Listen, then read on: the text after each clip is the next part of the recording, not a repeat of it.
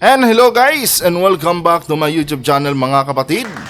Welcome back sa One Talk PH. No, ito panigurado to mga kababayan, marami pong magagalit sa akin ditong mga loyalista, no, or mga diehard supporters ni Vice President Sara Duterte. Dahil siya po ang ating topic ngayon mga kababayan, no. Pero gusto ko lang linawin sa lahat mga kapatid na hindi po ako Marcos loyalist. At lalong hindi rin po ako Duterte diehard supporters, no. Pero itong si Vice President Sara Duterte at si President BBM ay parehas ko pong sinuportahan yan noong nakaraang eleksyon, no. And ngayon mga kababayan, ano, hindi naman siguro masama na punahin natin ang ating mga leaders, no, na binoto noong nakaraang eleksyon. Pero bago ang lahat mga kababayan, huwag kalimutang mag-subscribe at i-like ang ating video, no, para i-share pa po ni YouTube sa iba pang hindi pa nakakapanood. Panoorin muna natin itong mga kababayan, no, bago ako magbigay ng aking opinion.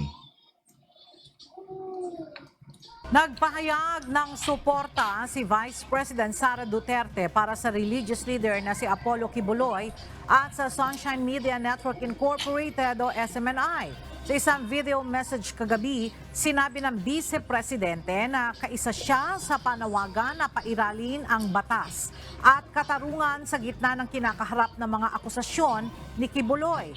Para kay VP Sara, wala naman anyang pinatutunguhan ang isinasagawang investigasyon laban sa religious leader, maging ang ipinataw na indefinite suspension sa SMNI.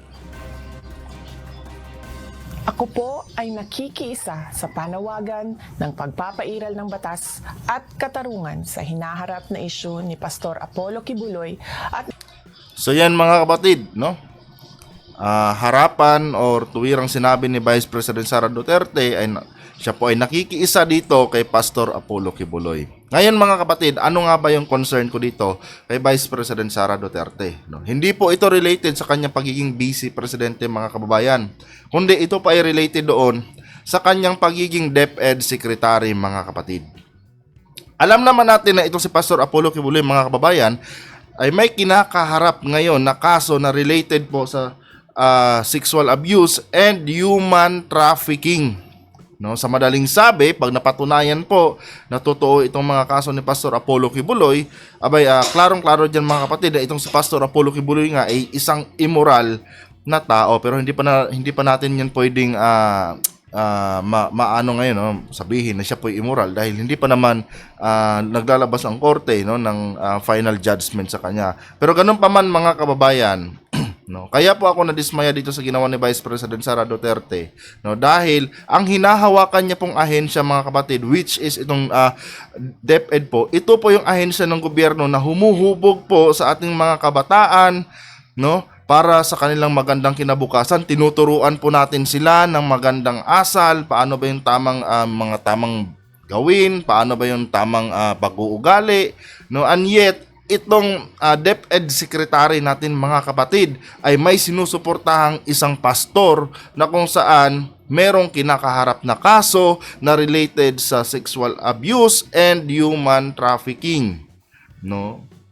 So ano na lang ang sasabihin ng mga nasasakupan ni Vice President Sara Duterte, especially dito sa mga teachers, na kung saan malinaw po yan sa Code of Ethics ng mga teacher mga kapatid na bawal po silang ma-involve sa kahit anong immoralidad, no. Ito, naging totoo lang ako dito mga kababayan, no? I have nothing against Vice President Sara Duterte, kundi dito lang po sa kanyang naging action, no, na talagang broadcast niya, no, sa buong Pilipinas na siya po ay naninindigan dito kay Pastor Apollo Kibuloy. At the same time mga kababayan, siya po yung DepEd secretary natin, kung saan itong ahensya ng gobyerno na ito po yung humuhubog sa ating mga kabataan, nagtuturo ng magandang asal, no, at para magkaroon sila ng magandang kinabukasan. And yet itong pinakamataas na opisyal ng DepEd mga kapatid ay nagpapahayag ng kanyang suporta dito sa isang pastor na may kinakaharap na kaso, no, na kung saan particular sa mga immoral na gawain. 'Di ba mga babayan? Ito po yung dahilan kung bakit naging content natin ngayon si Vice President Sara Duterte, mga kapatid. Pero ito po ay hindi po personal ha. Ito lamang po ay komento ko dito sa kanyang ginawa, mga kababayan. Dahil syempre, para sa akin kasi mga kababayan, no, bilang isang Pilipino at binoto ko siya bilang aking vice presidente dahil sa tingin ko siya lang naman po yung karapat-dapat. No. Nakakadismaya kasi mga kapatid para sa part ko na makita na itong ating vice presidente, mga kapatid, no, bilang isang DepEd secretary ay nagpapakita ng ganitong mga bagay, no, pagsuporta sa isang taong may kasong related sa immoralidad, no. Habang itong kanyang mga nasa baba niya, no, ay mahigpit na pinagbabawalan, no, na ma-involve sa kahit anong klaseng immoralidad, no. At napakahalaga po ng DepEd, mga kapatid, no? Dahil dyan nga po hinuhubog yung ating mga kabataan. Dyan hinuhubog sila para sa magandang kinabukasan. And yet, no, makikita ng mga kabataan na to, no, oy, bakit yung sekretary ng aming no, ng aming school sinusuportahan itong si pastor? Diba? At ang mas worst pa dyan, mga kababayan, pag itong si Pastor Apollo Kibuloy ay mahatulan na guilty. No. Malaki po itong kabawasan, mga kababayan, sa performance ni Vice President Sara Duterte. Malaking kumbaga, may negative effect din po ito, mga kapatid, sa political career ni Vice President Sara Duterte. Although alam naman natin, mga kababayan, na itong mga Duterte ay talagang magkaibigan sila dito kay ni Kibuloy. No, hindi naman lingid sa ating kaalaman yan na talagang magkaibigan sila. Ang sa akin na naman sana dito, mga kapatid, wala namang problema kung susuporta si Vice President Sara Duterte, pero hindi naman sana yung bulgaran, mga kababayan, na i-broadcast mo pa, no? Kasi nandyan ka na sa posisyon mo bilang isang DepEd secretary at bilang isang vice presidente. Sa madaling sabi, isa ka na pong public servant ngayon. Kaya dapat hindi ka na nakikialam dyan sa mga issue na kinakaharap ng inyong kaibigan na si Pastor Apollo Kibuloy. Dahil personal na po yan eh. No, meron naman po siyang abogado na pwedeng sumagot dyan. Ngayon, kung gusto mo siyang suportahan, pwede namang suportahan mo siya, pero wag mo namang i-broadcast. No? Hindi dapat binobroadcast yan sa social media na ikaw ay naninindigan o what if si Pastor Apollo Kibuloy ay mahatulan ng guilty, di ba? Maglabas ng decision ang korte natin later on na si Pastor Apollo Kibuloy ay guilty sa mga kaso na pinapataw sa kanya o inaakusa sa kanya.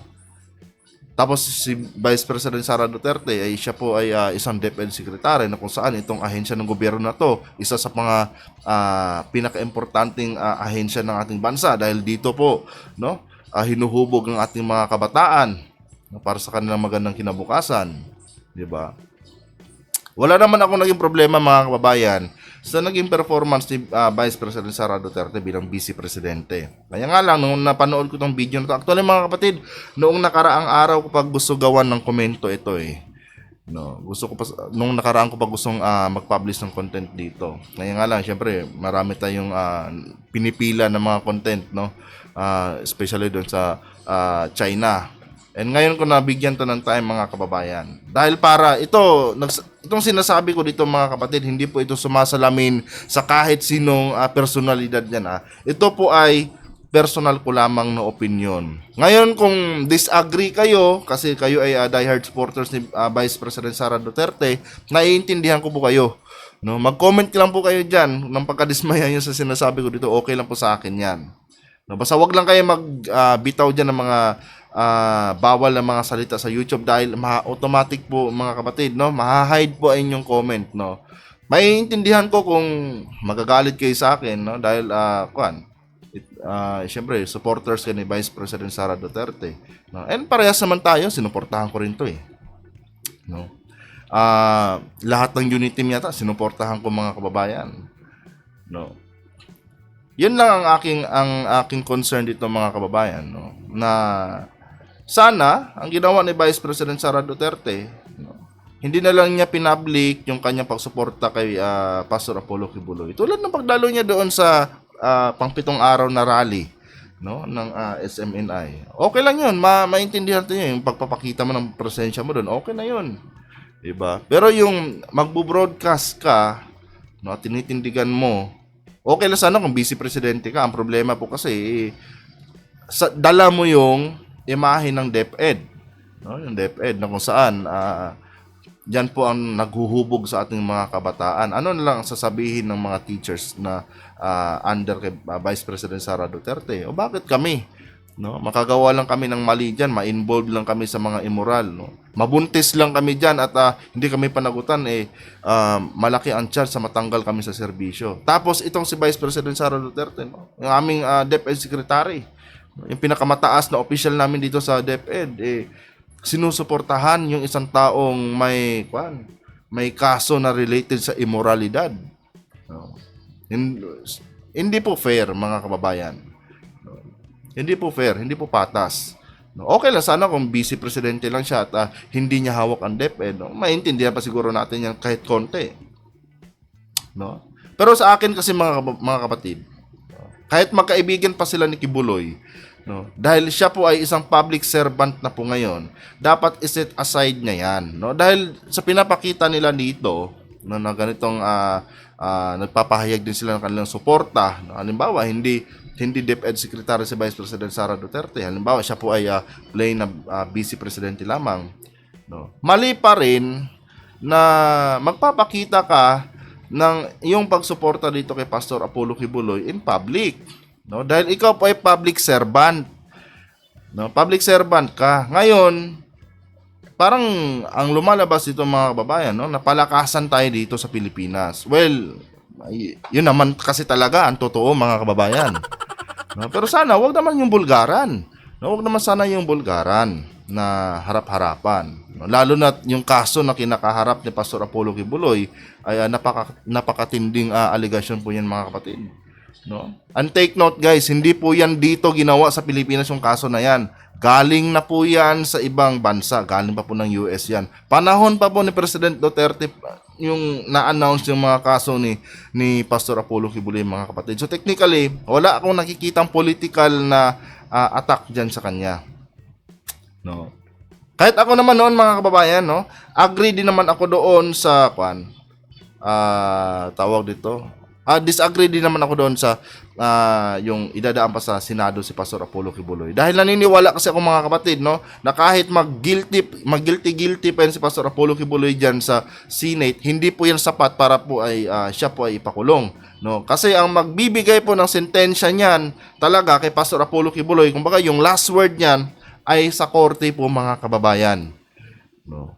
Sa korte pa rin po yan ang ending, no? Makukulong lang, masesentensyahan lang yan si Pastor Apollo Kibuloy ng guilty pag ang mismong korte na po ang magsabi na guilty po siya.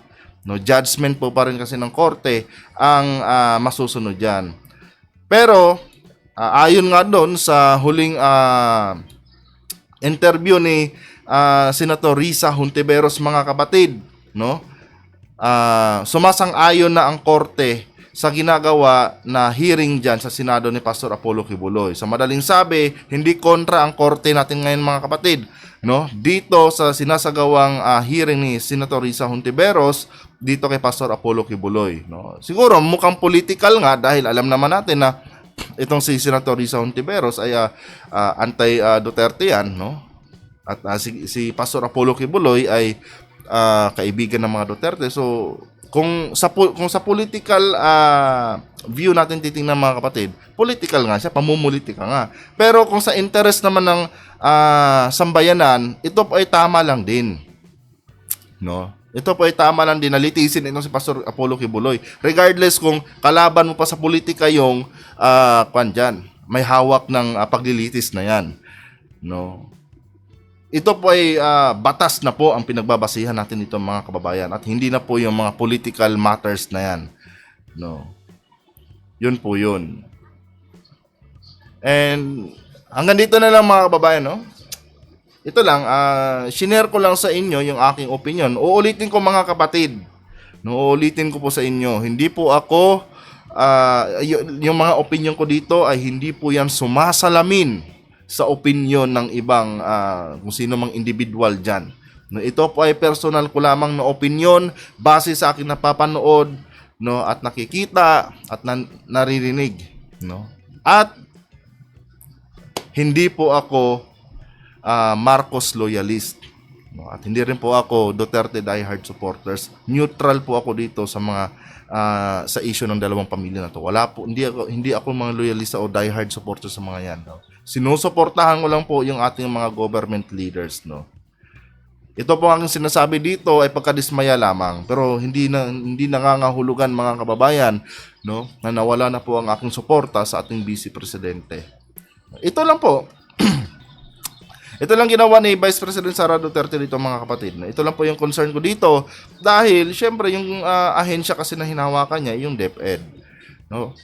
Yun yung isa sa mga naging concern ko dito. No, kung saan yung Department of Education na yung mga kababayan, dyan hinuhubog yung mga kabataan natin eh. Tapos yung pinakamataas na official dyan, yung secretary dyan, makikita natin, sinusuportahan yung taong inaakusahan ng sexual abuse at human trafficking. Tapos, broadcast niya nationwide pa. Yun po yung mali doon mga kababayan. Kung sana, sinikreate, nanahimik na lang siya, no? So, silent supporters, kumbaga. Diba? Hinayaan na lang niya sana yung tatay niya, no, si PRRD. Okay na yun kasi wala naman nasa posisyon si PRRD. Siya kasi nasa posisyon at napakahalaga po ng kanyang hinahawakan na ahensya. Isa sa pinakamalaking ahensya ng gobyerno yan mga kapatid. No? At related pa ito sa edukasyon. Diba? Hanggang dito na lang to guys, no? Kung nagustuhan niyo po ang ating content ngayon, no? Kung agree kayo or disagree kayo, no? Mag-comment kayo dyan sa baba. No, patas naman tayo dito mga kapatid. Hate comments man yan or positive comments yan, parehas po yan, ipapublish natin. No, basta wag lang kayong gumamit ng mga pinagbabawal na mga salita diyan mga kababayan kasi automatic po mababan po yung inyong mga comment, no. Okay lang sa akin i-bash niyo ako mga kapatid. No, basta ako po ay nagsasabi lamang ng totoo at walang walang halong pamumulitika kumbaga. No, ulitin ko, hindi ako diehard supporters ng Duterte at hindi rin ako Marcos loyalist. Neutral ako mga kababayan. Sinusuportahan ko po kung sino man yung mga tao natin dyan sa gobyerno. Adios.